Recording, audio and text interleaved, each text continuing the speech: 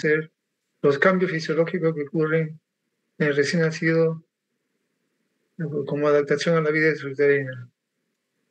Vamos a conocer los periodos de adaptación que ocurre en la transición neonatal, que dura las primeras 6 o 8 horas de vida, todo neonato, y conocer mediante una evaluación al recién nacido con hallazgos habituales, variaciones normales, anomalía del recién nacido, todo con el afán de reconocer al neonato de alto riesgo.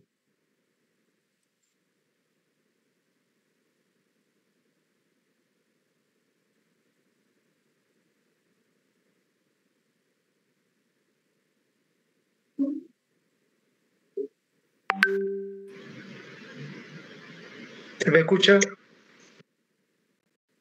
Sí se le escucha, doctor. Buenas tardes. Ya.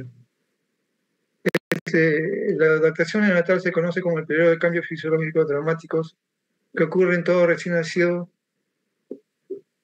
donde todos los sistemas y órganos, especialmente el respiratorio y el cardiovascular, se adaptan a la vida extrauterina. La interacción de estos aparatos, respiratorio, cardiovascular, termorregulador, metabólico y inmunológico, la interacción normal va a hacer que la transición sea exitosa. Van a haber factores de riesgo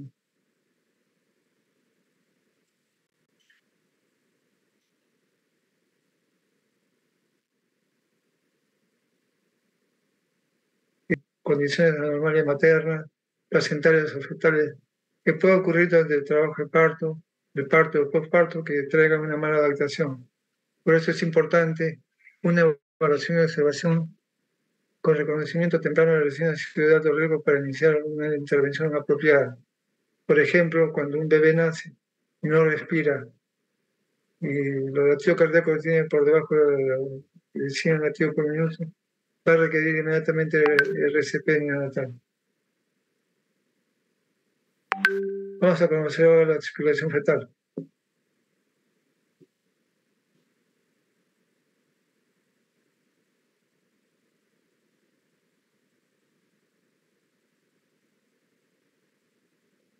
Vamos a ver que la circulación fetal está compuesta por la placenta, ya que es el órgano intercambiador de gases que va a llegar sangre oxigenada a través de la vena umbilical, llegando a la vena cava inferior a través de ductos arteriosos, que permite que sangre oxigenada evite el hígado, conectando directamente la vena umbilical con la vena cava inferior. Llega a la vena cava superior a la aurícula derecha por dos componentes que tiene la aurícula. Una es la válvula de Eustaquio, que direcciona la sangre hacia el foramen oval. Este foramen oval va a permitir que sangre oxigenada vaya directamente de la aurícula derecha a la aurícula izquierda.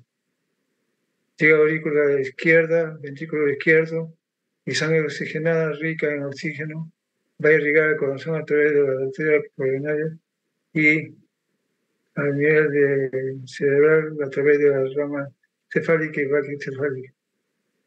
Sangre desoxigenada llega a la vena cava superior, llega a aurícula, ventrículo derecho, arteria, y por presencia de ductos, conecta el tronco de la arteria pulmonar a la aorta descendente, permitiendo que el flujo sanguíneo pase de derecha a izquierda debido a que hay una alta resistencia a nivel pulmonar y una baja resistencia caracterizada y una baja resistencia vascular sistémica, sobre todo a nivel placentario.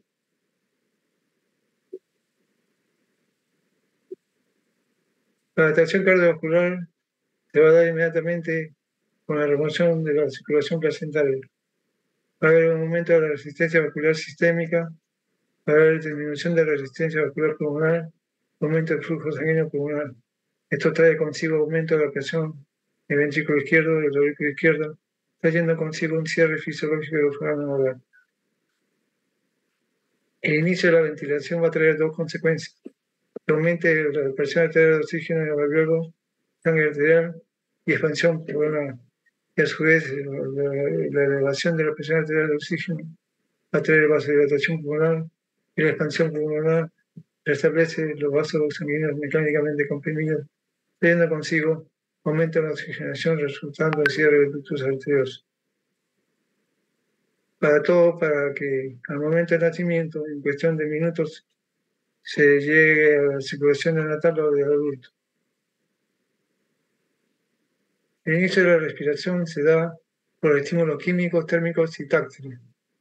Los químicos son disminución de la presión arterial de oxígeno, disminución de la presión del pH, aumento de la presión arterial de CO2. Los térmicos, disminución de la temperatura ambiental. No nos olvidemos que el bebé intrauterinamente tiene aproximadamente 37 grados centígrados y en el mejor de los casos un ambiente que está realmente preparado con 26 grados, hay una diferencial de 11 grados. Y el estímulo táctil, como es la fricción en el canal de parto, la manipulación normal del recién nacido que recibe el momento de la atención. La atención de la respiración va a traer consigo una compresión del tórax. Este trae un rebote torácico, eliminando parte del líquido pulmonar, causando expansión pulmonar, por presencia de los estímulos térmicos, químicos y táctiles. Para dar la primera respiración llenándose de 50 centímetros de aire. Estamos hablando de condiciones normales de un neonato término. Y la presencia de surfactante se va a restablecer la capacidad de respirar pulmonar aproximadamente de 20-30 centímetros de aire. Todo esto va a traer la respiración normal. Esta gráfica de acá es para demostrarnos cómo antes de que nazca el bebé, los alvéolos están llenos de líquido pulmonar que cumplen su función para conservar la anatomía de los alvéolos y el aparato respiratorio. Que con las primeras respiraciones este aire el aire va a reemplazar el líquido pulmonar. Este líquido pulmonar va a ser reabsorbido a través de los vasos sanguíneos pulmonares, sobre todo los linfáticos. Gráfico a la derecha está mostrando que con los vasos sanguíneos contraídos antes del nacimiento, con dilatación y luego una dilatación de los vasos sanguíneos después del nacimiento con la respiración por aumento de la presión arterial y por supuesto también por la disminución de la prostaglandina E. Una buena adaptación se va a dar cuando la función es efectiva del aparato respiratorio, trayendo consigo un flujo sanguíneo pulmonar adecuado, una cantidad adecuada de tensor objetivo y haya una musculatura respiratoria suficientemente fuerte para soportar la respiración. Van a haber factores que van a mantener la resistencia vascular pulmonar y estos generalmente se dan por hipoxia, atelectasia pulmonar, acidosis y expansión excesiva del pulmón. En la hipoxia cuando hay asfixia perinatal, atelectasia pulmonar cuando no hay una buena cantidad de surfactante, y acidosis cuando hay hipoxia crónica y expansión excesiva del pulmón cuando reanimamos y expandimos demasiado los alvéolos. Otros cambios a otro nivel, por ejemplo, es el metabolismo de la glucosa. Normalmente el cese súbito del aporte de glucosa va a tener una disminución entre los 30 minutos y 90 minutos de glucosa. Esto se llama hipoglicemia fisiológica. Por eso que todo neonato que se va a tomar una glicemia se espera que se tome a las 2 horas de vida. El nacimiento va a tener un aumento de adrenalina, noradrenalina, glucagón, que va a causar una movilización del glucógeno hepático, estimulando la gluconeogénesis. Va a haber disminución de los niveles de insulina, porque la insulina es dependiente de la madre. Todo con el objetivo de producir una tasa metabólica de 4 a 6 miligramos kilo minuto. Ustedes van a conocer este término de tasa metabólica cuando hagan balance hidroelectrólico y calculen la velocidad de infusión de glucosa que requiere todo niño en un momento tratado por vía endovenosa solamente. En caso de un asfixiado, por ejemplo, tenemos que calcular una estosa con una concentración adecuada que nos dé un VIG, una velocidad de infusión de glucosa de 4C. Otra es la adaptación térmica. Al nacer, la actividad simpática se incrementa utilizando fuentes energéticas. Debemos recordar que el neonato tiene varias formas de producir calor. Uno es a través de los temblores, otro es a través del metabolismo de la grasa parda y otro para el aumento del metabolismo en general. Y al inicio es lento y después de unas semanas se vuelve normal. Los termorreceptores que hay en la piel van a detectar la hipotermia, el registro de la temperatura a nivel del sistema nervioso central activa ese mecanismo del sistema nervioso central, y esto va a liberar nueva adrenalina por la glándula suprarrenal y va a tener una acción sobre la grasa parda, que a su vez también es estimulada por la vasoconstricción periférica. Todo con el objetivo de regular los triglicéridos para producir calor. Esta figura es para demostrarle de que hay 4 mecanismos de pérdida de calor. Uno a través de la convección. Convección es el paso del aire que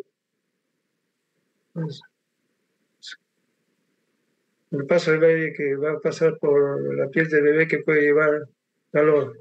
Por eso se cierran las ventanas y las puertas para que no haya flujo de aire. La evaporación, porque el niño nace húmedo, por eso es que se seca el bebé. Y la radiación, lo que he colocado bajo una fuente de calor radiante, porque el bebé tiene una temperatura que debe rodear, y los cuerpos que lo rodean, si esta es de temperatura más baja que el cuerpo del bebé. Y la conducción es la superficie donde va a ser posado el bebé, está previamente calentado.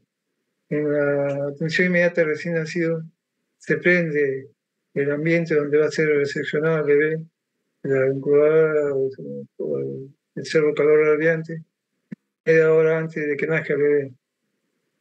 Se calientan los campos, y bien ingresa el bebé, se cierra la puerta de la ventana y se seca el bebé inmediatamente.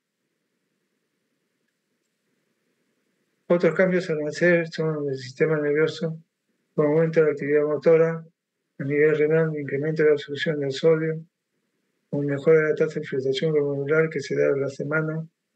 En el hematológico, va a haber reducción marcada de la eritropoyetina y la eritrogénesis.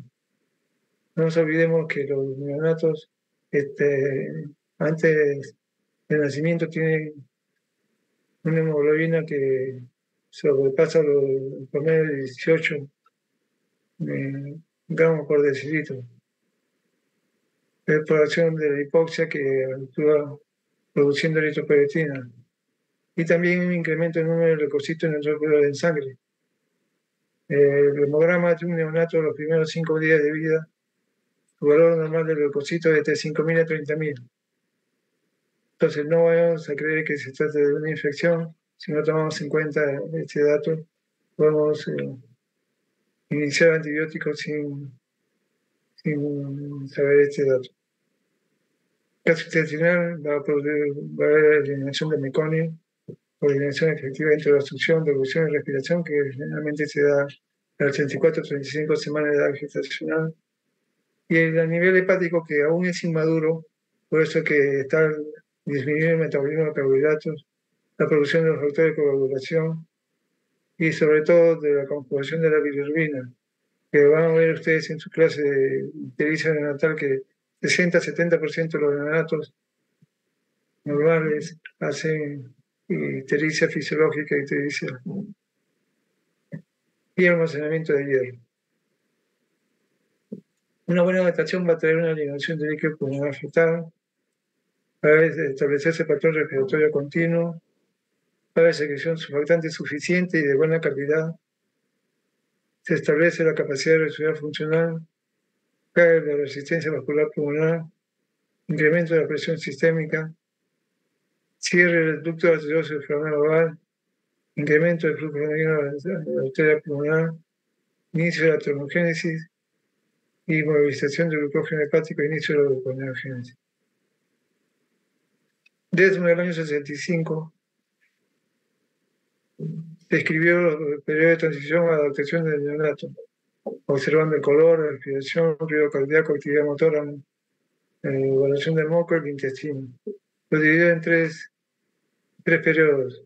El primer periodo de reactividad, segundo periodo de pasividad y el tercer periodo llamado segundo periodo de reactividad, donde vemos que hay normalmente frecuencias que tanto la respiratoria como la cardíaca son con valores incluso normales, después de este periodo se consideran ya normales, pero desde estando dentro de este periodo se puede considerar todavía adaptación, pero eso no implica que nosotros observemos al neonato durante este periodo considerando los factores de riesgo como veremos luego. Estos 3 periodos los vamos a describir. El primer periodo dura 30 minutos, desde que nace hasta los 30 minutos. Cada cambio predomino simpático, hay un estado de alerta, alternando con actividad y llanto. La frecuencia cardíaca puede ir de 120 a 140 y elevarse a 160 a 180 latidos por minuto.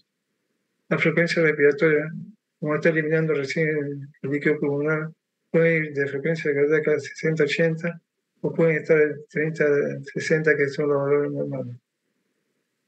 Puede haber esfuerzos respiratorios, retracciones aleteo nasal. El segundo periodo dura hasta las 2 horas o 3 horas de vida, o sea, de los 30 minutos a las 2 horas o 3 horas de vida, llamado también de inactividad o intervalo de reposo o de sueño. Acá hay una disminución marcada de actividad motora y entra en una etapa de sueño. La frecuencia cardíaca se reduce a 100-120 latidos por minuto. La frecuencia respiratoria resistente y puede estar acelerada pero sin distrés. O sea, como veremos luego, no hay tiraje, polipnia, y se inicia el peristaltismo intestinal que a veces es marcado. El tercer periodo, llamado segundo periodo de actividad, dura desde las 2-3 horas de vida hasta las 6-8 horas de vida. Es parecido al primer periodo, aquí que puede haber taquicardia, taquipnia, cambios en el tono muscular, en el color, la producción de moco. Acá hay respuesta a los estímulos exógenos y endógenos. Expulsa meconio y al final aparenta mayor estabilidad. Entonces debemos de nosotros tener presente de que la evaluación de todo recién nacido tiene momentos. Estos momentos son el momento de nacer, donde el periodo de adaptación será las primeras 6 o 8 horas de vida, a cumplir en alojamiento conjunto 6 a 24 horas de vida y antes del alta con la madre. La evaluación debe incluir observación, ocultación y palpación. Debe ser sistemática, de la cabeza hasta los pies, aunque se pueda adaptar al niño y a la situación en particular, si por ejemplo un prematuro debe estar en una incubadora. La evaluación debe ver si hay simetría, cómo está la respiración, si hay movimiento, comportamiento del neonato, y se debe registrar y medir la frecuencia respiratoria, cardíaca, color y temperatura. Al momento de nacer, por ejemplo, en este esquema, vemos que nace el bebé, nos hacemos 3 preguntas. Nace a término, tiene buen tono, respira, sí, va a ponerse junto con la madre ante la tensión de rutina. Vamos a calentar, mantener la temperatura normal, posicionamos la vía aérea, despejamos las secreciones, secamos y evaluamos constantemente. Pero si la respuesta fuera no, entonces iniciamos los pasos iniciales de RCP, que son lo mismo, de calentar y mantener la temperatura normal, posicionar la vía aérea, despejar secreciones, si fuera necesario secar y disimular. Y seguiría ahí el RCP. Pero como nosotros estamos viendo la evaluación de un niño normal, nos quedamos en esta parte. Como parte de la atención inmediata del recién nacido, en los cuidados generales está el de pesar, tallar, medir el perímetro cefálico, evaluar la edad gestacional de adecuación. Se toman 2 test.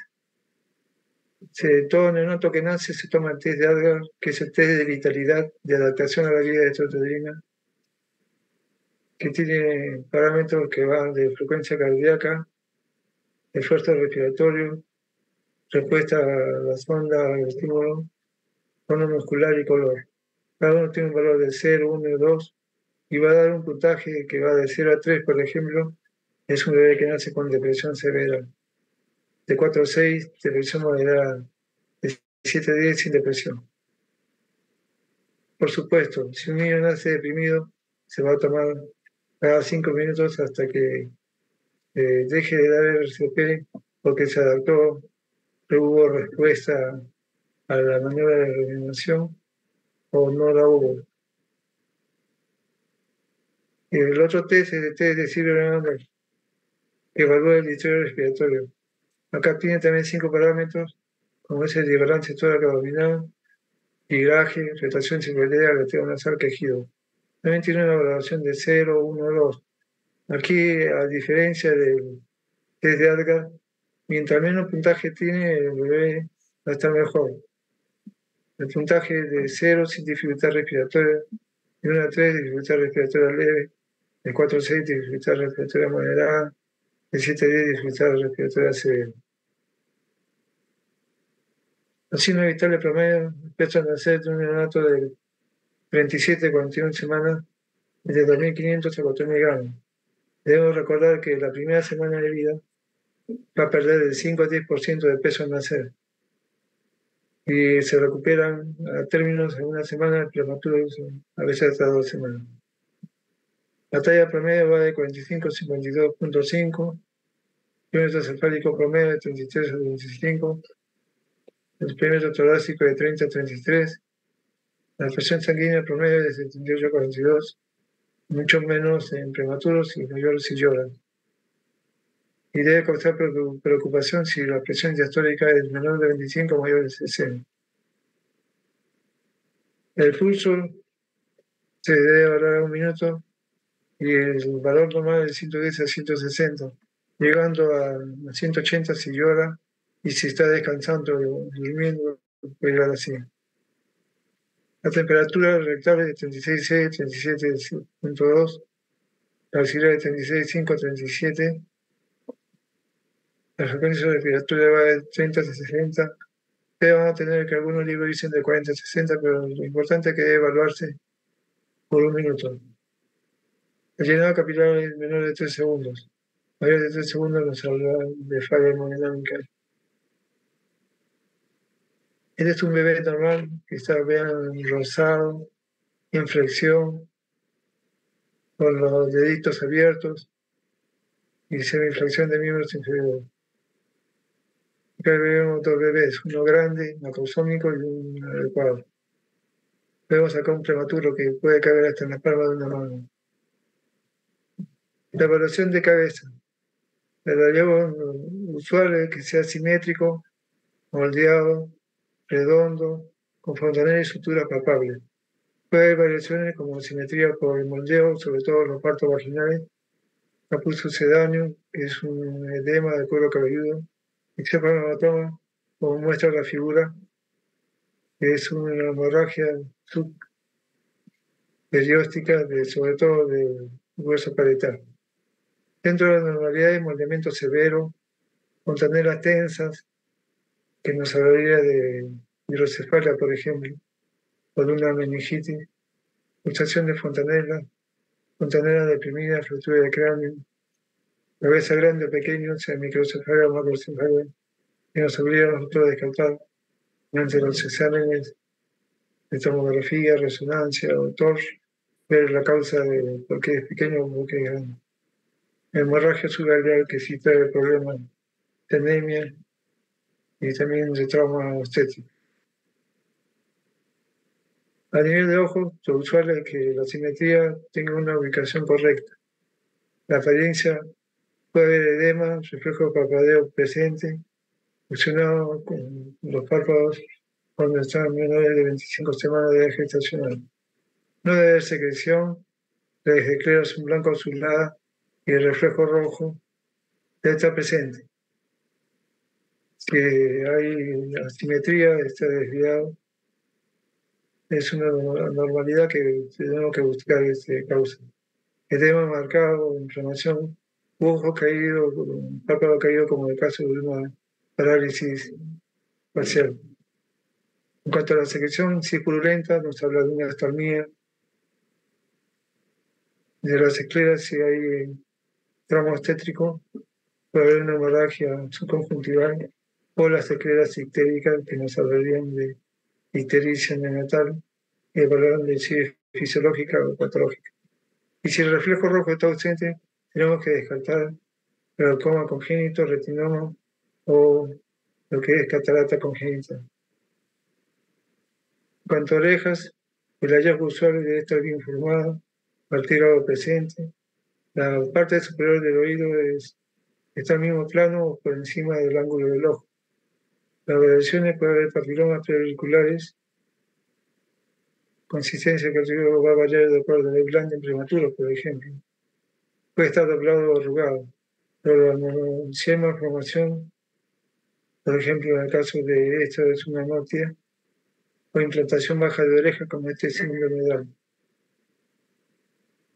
La nariz debe estar usualmente en la línea media de la cara, parece aplanado, y respira fácilmente por la nariz cuando la boca está cerrada.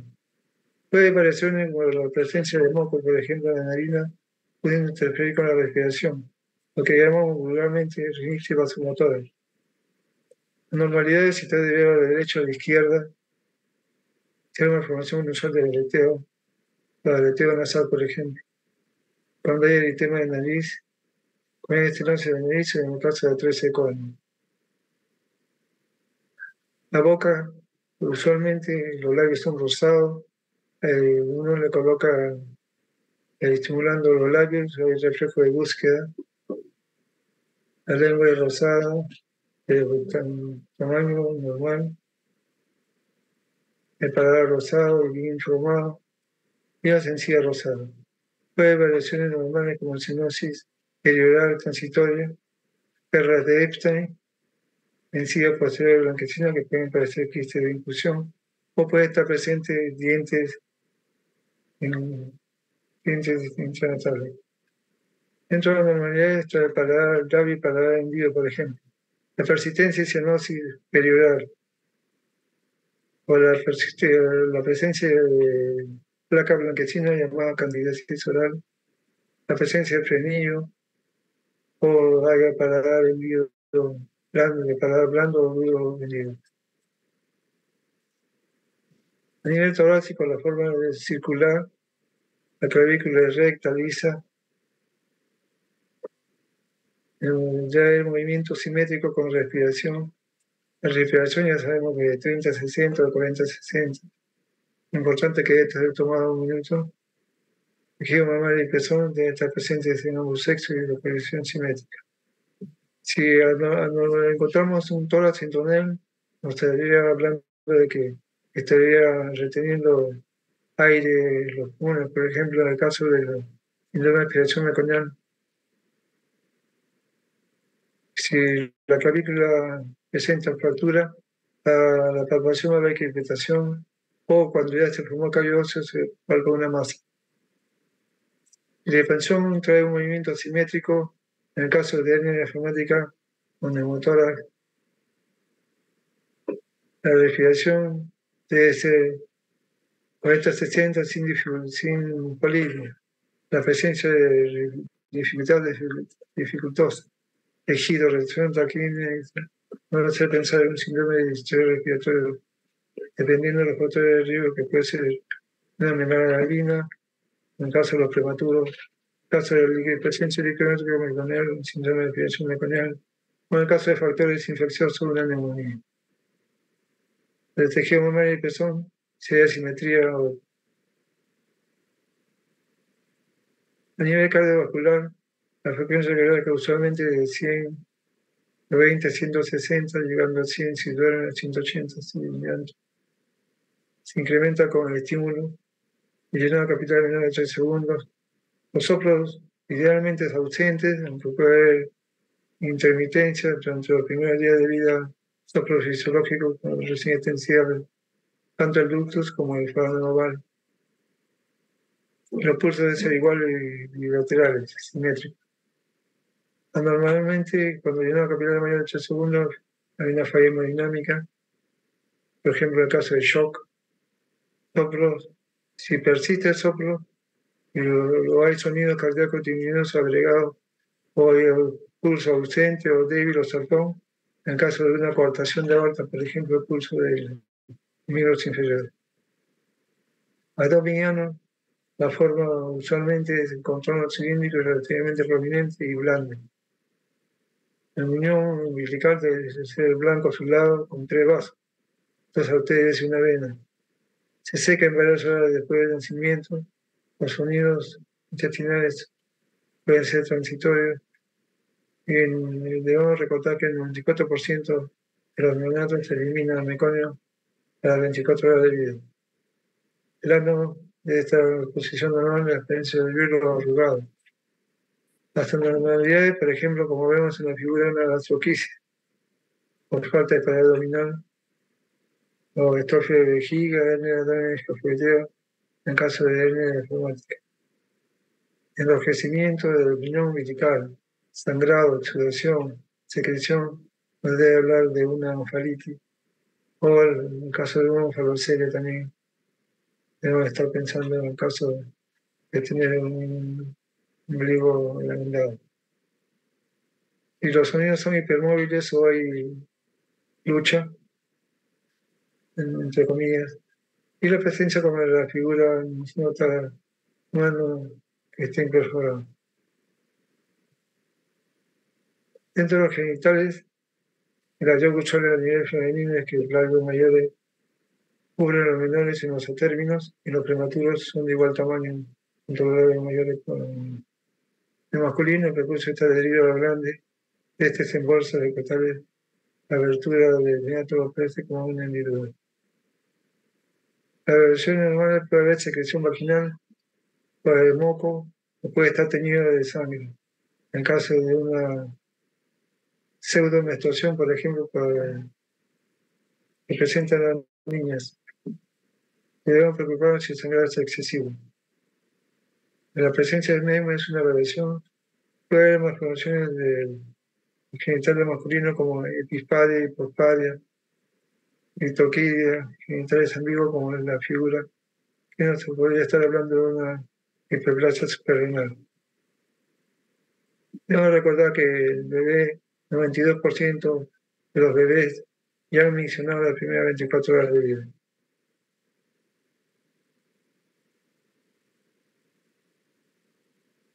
En extremidades, la apariencia usualmente es en flexión pasiva. Pasivamente pasa por el rango completo de movimientos, la alineación de partes y de presencia de 4 extremidades. Puede haber a nivel distal la osteocenosis y puede durar horas después del nacimiento. Dentro de las normalidades sería, por ejemplo, la limitación de movimiento de cualquier articulación, presencia de defectos o partes faltantes en extremidades, por ejemplo, una pocomelia. O el caso también que puede haber dedos supranumerales como la polidactilia. La diferencia a nivel de color, la temperatura entre extremidades, no debe traer en consideración que una obstrucción o la presencia de obstrucción de vasos sanguíneos, o en el caso de una coartación de oro. La columna vertebral, la apariencia, usualmente es una columna recta, cerrada y fácilmente flexionable. Dentro de las variaciones puede haber hoyuelo piramidal, como en el caso de esta figura, es un hoyuelo piramidal. Puede haber lanugo en hombros, espaldas, sobre todo en prematuros. Dentro de las normalidades, espina bífida, bíceps piramidal y mechones de pelo sobre la columna para pensar en espina bífida. Y estas dos figuras son 2 grados de milomeningocelo. Uno de moderado tamaño y uno de extenso. La piel, en apariencia debe ser rosada, varía según la raza y el origen étnico del neonato. Puede haber variaciones normales como el mangioma, la nubo, mide, la mancha mongólica que es propio de nuestra raza, puede haber petequias, puede haber teñido de meconio, puede haber tema tóxico, puede haber moretones. Lo normal sería la presencia de palidez, de ictericia que nos hablaría de anemia, o de una ictericia que aparece antes de 24 horas que nos hablaría de una ictericia patológica. La presencia de cianosis central no debe ser descartar cardiopatías o procesos respiratorios o neurológicos.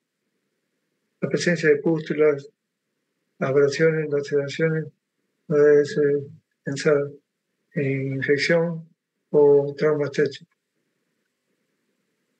¿Cómo reconocemos un neonato enfermo? A través de la historia perinatal. Un neonato, a diferencia del adulto o un niño grande, no nos dice qué le duele ni qué está sufriendo.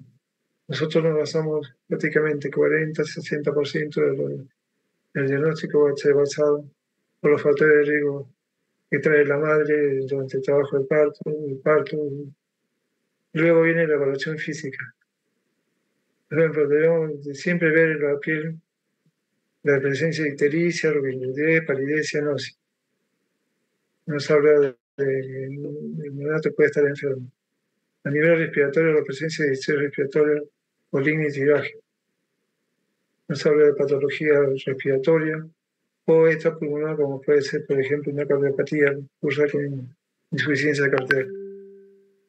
La presencia de soplos y la presencia de pulsos saltones o asimetría de pulso nos puede hablar también de cardiopatías. A nivel del sistema nervioso central, el tono, los reflejos. Si el tono está disminuido en un término es porque hay una encefalopatía, y si los reflejos están ausentes, también nos habla de una encefalopatía. En el caso de un asfixiado, por ejemplo.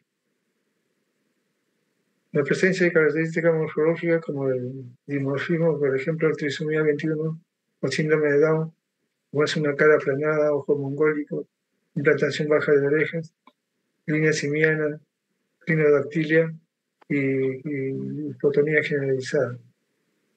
A nivel del tracto gastrointestinal, la presencia de salivación excesiva no debe hablar de una estenosis, de una atresia esofágica. Mala tolerancia oral no debe hablar de una infección o una obstrucción. Y una hematoquesia o sangrado bolognese de una enterocolitis necrotizante, por ejemplo. La evaluación de recién nacido en el alojamiento conjunto debe realizarse con la madre presente hasta el día de su alta, comparando el peso al nacer con el alta, así como la búsqueda de síndrome para descartar enfermedades.